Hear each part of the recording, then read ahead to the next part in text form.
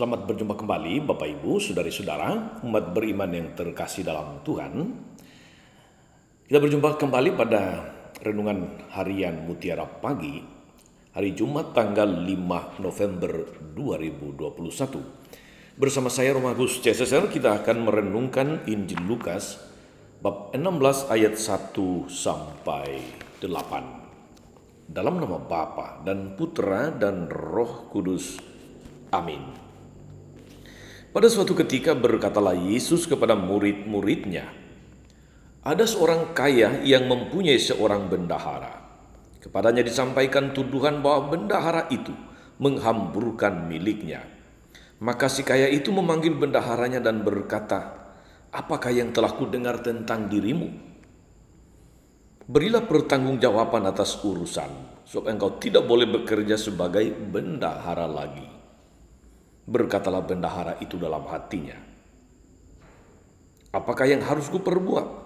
Tuanku memecat aku dari jabatanku, mencangkul aku tidak dapat, mengemis aku malu. Aku tahu apa yang akan kuperbuat, supaya apabila aku dipecat dari jabatan sebagai bendahara, ada orang yang mau menampung aku di rumah mereka." Lalu ia memanggil satu demi satu orang yang berutang kepada tuannya. Berkatalah ia kepada yang pertama, "Berapa besar utangmu pada tuanku?" Jawab orang itu, 100 tempayan minyak. Lalu kata bendahara itu, "Inilah surat utangmu, duduklah dan buatlah surat utang lain sekarang juga, 50 tempayan." Kemudian ia berkata kepada yang lain, "Dan saudara, berapa utangmu?" Jawab orang itu, 100 pikul gandum. Katanya kepada orang itu, "Inilah surat utangmu, buatlah surat utang yang lain, 80 pikul." Bendahara yang tidak jujur itu dipuji tuannya, karena ia telah bertindak dengan cerdik. Sebab anak-anak dunia ini lebih cerdik terhadap sesamanya daripada anak-anak terang. Demikianlah sabda Tuhan. Bapak, Ibu, Saudari-saudara, umat beriman yang terkasih dalam Tuhan, para pendengar setia Renungan Mutiara Pagi dimanapun Anda berada, sekali lagi selamat merayakan Jumat pertama. Jumat pertama dikhususkan untuk menghormati hati Yesus yang Maha Kudus. Apa yang bisa kita renungkan, saudari-saudara, dari Injil hari ini? Injil hari ini, saudari-saudara, rasa-rasanya mungkin agak kontroversial. Atau ada orang kemudian mengalami kebingungan untuk memahami bagaimana mungkin Yesus memuji seseorang bendahara yang justru tidak jujur, yang melakukan pelanggaran atau memanfaatkan posisi jabatannya untuk meraup keuntungan. Tetapi saudari-saudara, sejatinya kata-kata Yesus harus dipahami dalam konteks Injil Lukas, di mana Yesus menyampaikan pengajarannya melalui perumpamaan-perumpamaan. Suatu perumpamaan tidak bisa dibaca hanya secara harafiah.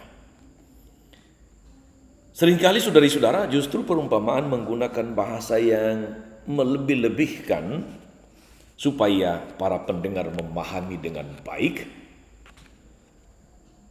inti atau nilai yang mau disampaikan, yang mau diajarkan oleh Yesus. Yang dipuji oleh Yesus dari kisah bendahara yang tidak jujur ini adalah kegigihan dan kecerdikan, kreativitas yang dilakukannya ketika dia tahu dia akan dipecat. Artinya dia mendapatkan hukuman ganjaran atas pekerjaan yang dilakukannya dengan mencari keuntungan. Maka rupanya dari situ, dari peristiwa ini muncul keberanian, kreativitas dari sang bendahara untuk dalam tanda kutip menyelamatkan diri. Dia berusaha mempertanggungjawabkan tindakannya itu sambil memberikan keselamatan, sambil memikirkan keselamatannya kalau ia dipecat. Dan solusi kreatif dari si bendahara ini, saudara-saudari, mampu menerobos akal sehat orang zaman itu maupun kita juga pembaca atau pendengar pada zaman ini. Saudari-saudara, umat beriman yang diberkati Tuhan, dalam perjanjian lama diajarkan kalau meminjamkan uang atau barang sebagaimana dilakukan oleh sang bendahara tadi, mengelola harta tuannya. Seseorang tidak boleh memungut riba, tidak boleh memungut keuntungan dari sana. Dia tidak boleh mengambil bunga. Kemungkinan sekali yang dihapus oleh si bendahara yang tidak jujur ini adalah bunga pinjaman dari orang-orang yang berutang kepada tuannya, yang ditambah-tambahkan dan nanti menjadi keuntungan untuk dia.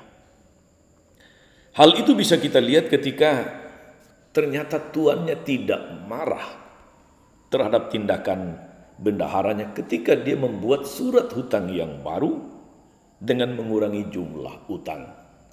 Sangat mungkin surat utang terbaru itu adalah yang seharusnya terjadi. Tapi di surat utang pertama dia tambahkan, dia lebih-lebihkan supaya ada keuntungan bagi dirinya, bonus untuk dirinya sendiri. Disitulah letak ketidakjujurannya. Tapi justru letak kecerdikannya adalah ketika dia berani mengambil keputusan kembali kepada aturan yang normal, yang sebenarnya, di mana dia tidak harus mendapat keuntungan dari mengelola bendahara tuannya. Artinya dia tidak boleh mengambil keuntungan dari orang lain. Dia tidak boleh memanipulasi supaya ada celah untuk kesejahteraan dia pribadi. Sebab kalau dia meminjamkan, mengelola harta tuannya dengan cara yang benar dan sesuai dengan tuntutan pada zaman itu, maka sebetulnya dia menjadi bendahara yang jujur. Kecerdikannya justru terjadi ketika dia berani mengambil keputusan untuk mengurangi jumlah tagihan. Dari tadi dikatakan yang 180 pikul menjadi 100 saja. Yang 100 pikul menjadi 50, misalnya seperti itu. Saudari-saudara, umat beriman terkasih dalam Tuhan, kecerdikan itu menjadi tekanan dalam perikop Injil hari ini.